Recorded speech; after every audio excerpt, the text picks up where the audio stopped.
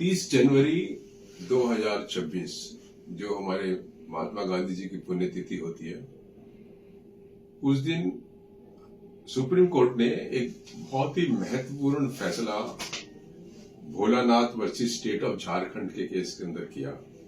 और ये फैसला उन लोगों के लिए बहुत फायदेमंद है जिनको सरकारी नौकरियों के अंदर जो है कॉन्ट्रैक्ट बेसिस पे रखा जाता है, सालों साल कॉन्ट्रैक्ट पे रखा जाता है। और इंटरेस्टिंग ये है कि उनको पोस्टों के अगेंस्ट जो है एज ए कॉन्ट्रैक्ट दिखाते हैं और कॉन्ट्रैक्ट ही रखते हैं, तो उनका रेगुलराइजेशन होना चाहिए या नहीं होना चाहिए, इसके ऊपर यह फैसला है।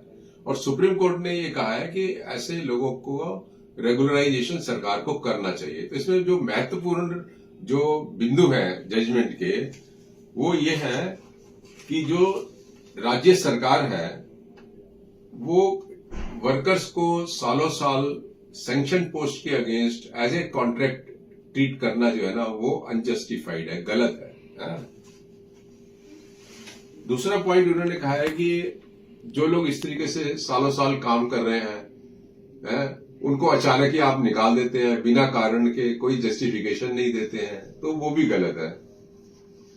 तीसरी बात जो उन्होंने इंपॉर्टेंट करी है वो ये करी है कि जो कॉन्ट्रैक्ट पे आप लगते हैं उसके अंदर आप क्या करते हैं, उनकी जो एग्रीमेंट करते हैं या अपॉइंटमेंट लेटर देते हैं उसके अंदर आप लिख देते हैं कि आप जो है रेगुलराइजेशन नहीं मांगेंगे।